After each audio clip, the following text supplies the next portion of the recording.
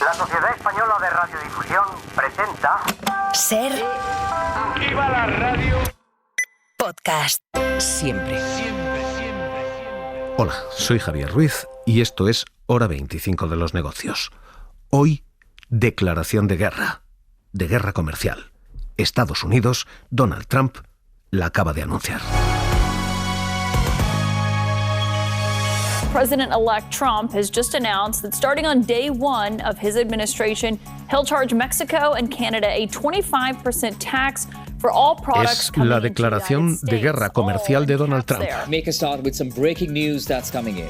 U.S. President-elect Donald Trump says one of his first orders of Y business es once he primer takes office tema will be to en start todos charging los informativos de Canada and todo el Mexico planeta a nivel económico. tariff on all goods. The America First agenda is here and the rest of the world better be ready for it. But that Porque social media lo que post acaba de declararse es un America First, América primero, y una declaración de guerra a todos los países que exportan a Estados Unidos. Slap a 25% tariff on Canadian goods.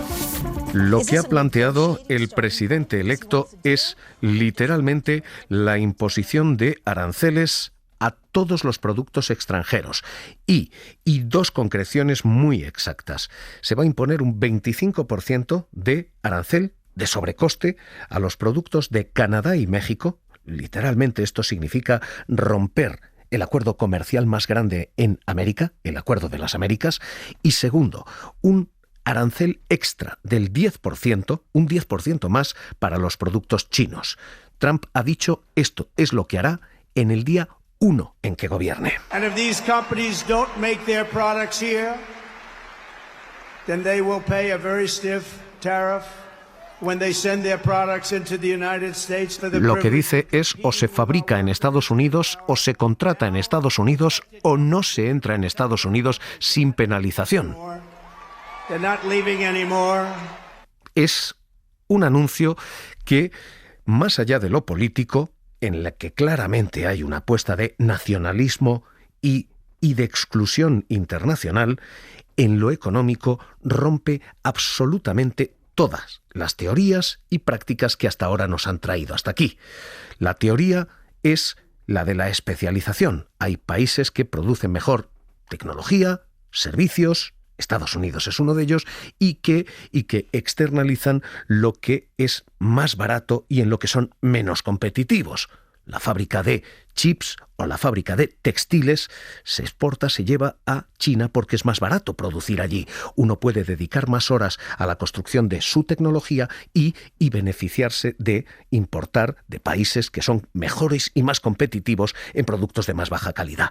Este es básico nivel de comercio internacional en lo económico. Trump lo ha roto esta madrugada. Ha anunciado un gravamen del 25% a todos los bienes que entren en Estados Unidos, empezando por México, siguiendo por Canadá, socios de ese país, y continuando por China. La medida es durísima, la medida rompe todo lo económico, pero lo peor es la justificación política que se ha dado. Trump ha anunciado todo esto en uno de los mensajes de sus redes Truth Social, diciendo que estos aranceles van a seguir en vigor hasta que todas las drogas, en particular, el fentanilo, y todos los inmigrantes ilegales dejen de invadir nuestro país, dice. El impacto ha sido inmediato, esto ya es una declaración de guerra comercial y ya hay respuesta.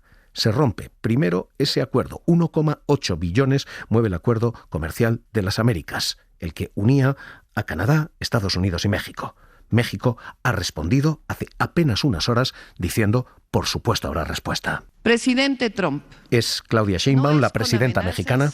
Ni con aranceles como se va a atender el fenómeno migratorio, ni el consumo de drogas en Estados Unidos. Se requiere de cooperación y entendimiento recíproco a estos grandes desafíos. A un arancel vendrá otro en respuesta, y así hasta que pongamos en riesgo empresas comunes. Así que lo primero que dice México es, sí, esto será más caro, nosotros exportaremos menos a Estados Unidos, pero la comida en Estados Unidos va a costar más.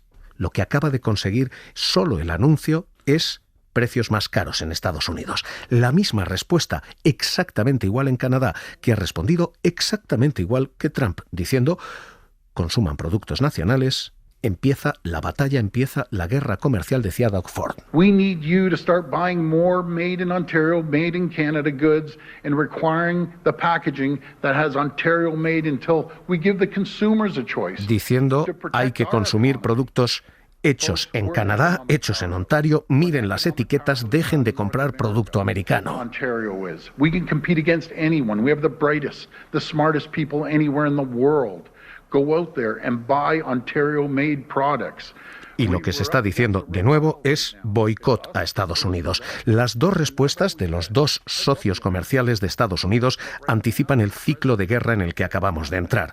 Por una parte, precios más caros. Por otra, boicots comerciales que suelen dejar víctimas a los dos lados, tanto en Estados Unidos como en Canadá. We're a consumer giant, absolute giant in the world. Con Canadá diciendo hoy, somos gigantes en el mundo, no tememos a Estados Unidos. Look on the back, see where it's manufactured. If it's manufactured in Canada, buy it. Si está hecho en Canadá, cómprenlo. En fin, acabamos de entrar en una guerra comercial. Trump la acaba de declarar y esta es la respuesta de las partes a las que les ha declarado esta guerra. Este es el primer movimiento de lo que acabamos de inaugurar ya. Y este es el movimiento inmediato. Pero hay un segundo movimiento retardado que va a llegar aquí, a Europa y a España. Porque Europa y España son grandes vendedores en Estados Unidos. De hecho, en Estados Unidos es el principal destino de exportaciones europeas. En 2023, el 17% de lo que exportamos se lo exportamos a Estados Unidos. Fue el 2,6% del PIB de la Unión Europea en exportaciones. En Alemania fue el 3,6% del PIB allí. Así que, ¿qué tenemos ahora mismo? Lo que tenemos es un golpe que también va a llegar aquí y que afecta a dos grandes sectores y a dos grandes países. El sector de los automóviles y el sector del aceite de oliva. Y eso significa Alemania y España. España es el segundo exportador de vehículos allí. Así que esto está siendo respondido también aquí. Primero, por parte de Robert Habeck, el ministro de Economía alemán, diciendo: In Ihrem Beitrag ist es angeklungen, erhalten bleibt. Aber wer es jetzt noch nicht gemerkt hat, es brennt in der Autoindustrie, die Transformation. Que hay un incendio en la industria del automóvil y que Alemania va a tomar medidas. Y lo mismo en el otro sector, en el del aceite de oliva. Hoy aquí, Juan Luis Ávila, COAG, los agricultores, diciendo hay que responder, guerra comercial también a Estados Unidos pide. Lo que esperamos es que la Unión Europea no se ande con paños calientes, que es lo que ha hecho de aquí para atrás. Lo que hace falta en estos planteamientos, pues ponerse duro también con Estados Unidos y llegar a una negociación que no suponga que al final paguen los platos rotos quien menos los tienen que pagar, que son los agricultores que están trabajando todos los días con muchas dificultades y en unas condiciones de exigencia que ni mucho menos tienen otros países. Tenemos Carlos Sevilla, ¿qué tal? Muy buenas noches. Hola, buenas noches. Esos dos países, Alemania y España, y aquí esos mismos dos intereses, aceite de oliva y automóviles. Aceite de oliva, porque aquí hay seria preocupación si se cierran las fronteras americanas para exportar allí. Sí, bueno, en el campo español realmente hay dos sectores especialmente preocupados por el impacto que pueden tener los nuevos aranceles del gobierno de Trump. Por un lado están las aceitunas negras de mesa, que son muy demandadas allí, por ejemplo, para la elaboración de pizzas. Estas aceitunas españolas ya sufren un arancel de más del 30% por parte de Estados Unidos desde 2018, que ha llevado al sector a perder el 70% de las exportaciones al país norteamericano por un valor de más de 280 millones de euros. España ha pasado de ser el primer exportador de aceitunas negras a Estados Unidos a ser el tercero. Y luego está, como dices, el aceite de oliva. España exporta unas 350.000 toneladas anuales de aceite de oliva a Estados Unidos, donde concentra el 35% del mercado en volumen y el 37% en valor. Solo en la primera mitad de este año las exportaciones allí han superado los 600 millones de euros, el doble que en el mismo periodo del año pasado. Los agricultores españoles temen que esta evolución se tuerza si Trump añade nuevos aranceles a los que ya está aplicando al aceite. Juan Luis Ávila, de COAG. Lo que nos preocupa es que ese arancel sean para los productos europeos, pero no sea un arancel generalizado, lo que supondría pues una competencia desleal con países del Magreb que están produciendo aceite en unas condiciones totalmente distintas a las nuestras y de mucha peor calidad. y que nos enfrentaríamos también pues, a este obstáculo de tener un arancel adicional. Hay un segundo sector aquí, y es el sector del automóvil, porque España es también gran exportador y gran fabricante de automóviles. España fabrica más o menos la mitad de coches que Alemania, pero España exporta también mucho a Estados Unidos, así que el sector del automóvil está también especialmente tocado y especialmente sensible ante este anuncio de Trump. Sí, fuera del sector primario, el del automóvil también está mirando con preocupación la agenda arancelaria de Trump. Estados Unidos es el primer destino de los coches europeos. Las exportaciones de vehículos españoles al país norteamericano superaron el año pasado los 1.100 millones de euros.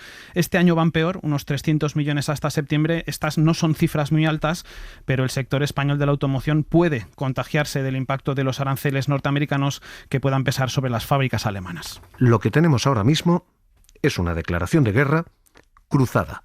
Donald Trump ha anunciado esto esta madrugada. Canadá, México y China también han contestado ya. China tiene una lista negra elaborada ya de empresas americanas a las que pone en jaque. Esto, insisto, nos va a costar desde los calzoncillos, Calvin Klein está en esa lista negra, hasta los chips. Hewlett Packard, otras compañías están también en esa lista. Insisto, lo que tenemos ahora mismo es una factura que va a elevar los precios de todo y una advertencia. Hoy el Banco Central Europeo pedía dar marcha atrás a esta guerra que parece haber comenzado ya. Pedía terminar con esta espiral de aranceles, decía hoy el vicepresidente del BCE, Luis de Guindos. Cuando tú subes por primera vez aranceles, el de enfrente te puede reaccionar y te puedes meter en una espiral que no es en absoluto positiva. Hoy Josep Borrell decía exactamente lo mismo. No son buenas noticias. Cuidado con esta guerra que solamente lleva a que encarezcamos precios, nos los encarezcan, en fin, a que esto siga. Well, it's not a good news. It's not a good news. If everybody starts putting tariffs to everybody, Mexico, Canada, China, Europe, the whole economy will be in a very difficult circumstances. Diciendo que esto no solamente va a perjudicar a Estados Unidos y a quien él declare la guerra, sino que esto va a perjudicar a todas las economías. Porque la Unión Europea está preparada para dar respuesta y esto va a crear dificultades también a los americanos.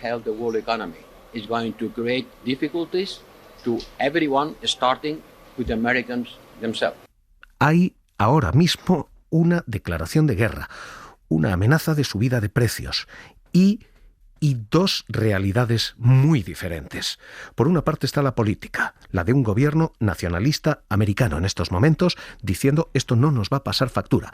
Y por otra, la de la economía, diciendo no solo va a pasar factura, sino que esto puede arruinar la recuperación global.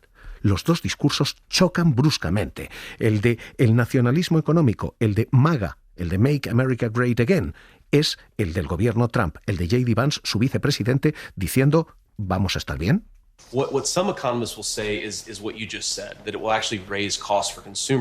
Diciendo que lo que los economistas dicen de que va a subir precios a los consumidores no tiene sentido, porque lo que van a hacer es crear muchos empleos.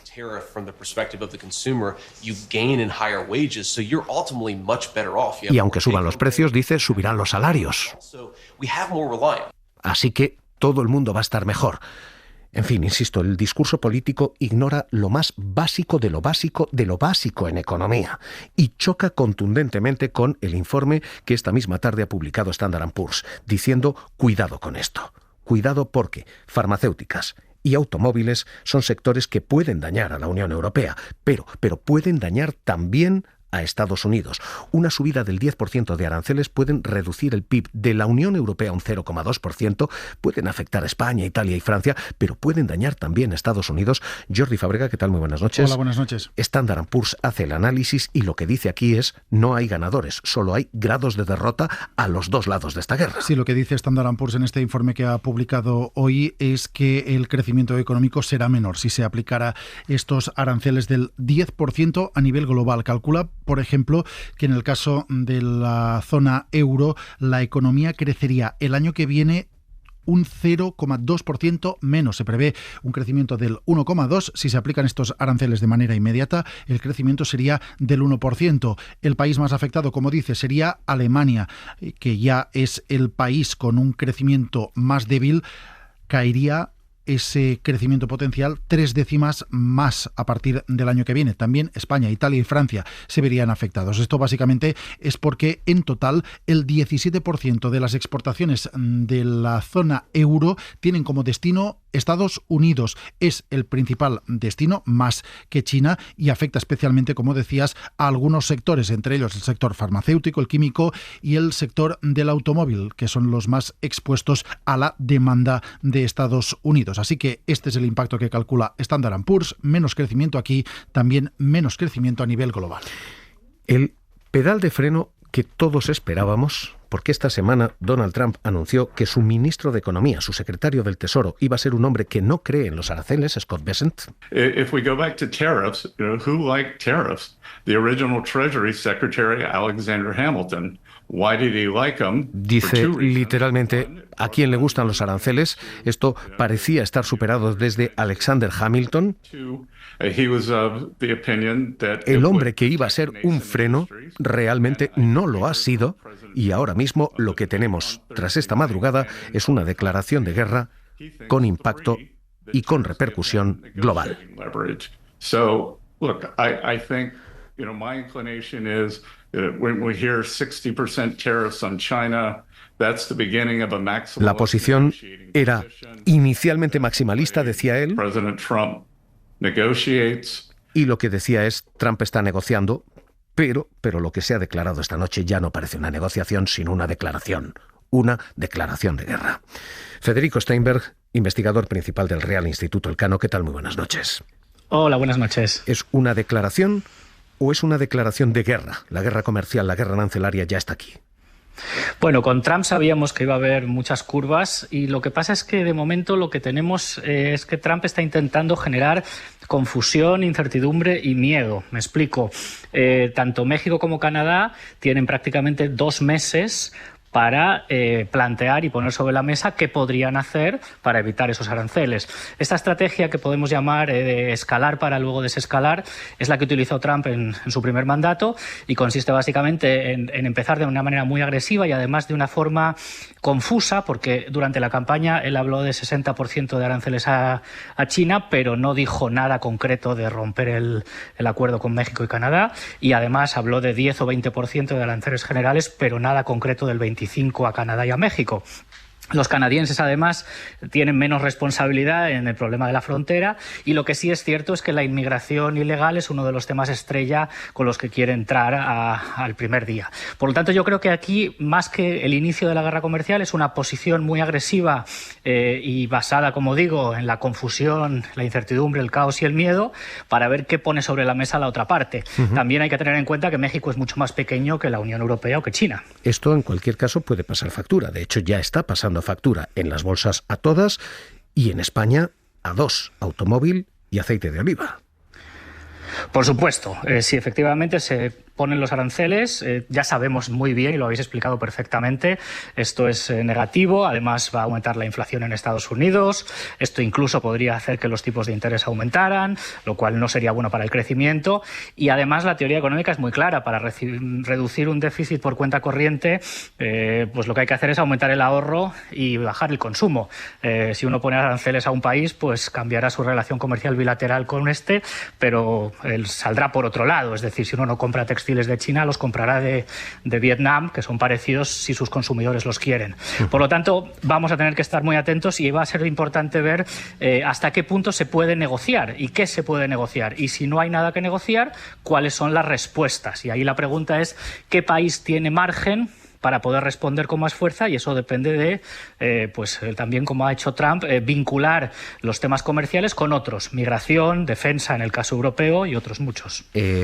Incluso si esto es una negociación envenenada. Quiero decir, lo que ya está anunciando tanto Canadá como México como la propia Unión Europea es contramedidas. Estados Unidos puede acabar pagándolo tan caro como lo pagamos nosotros.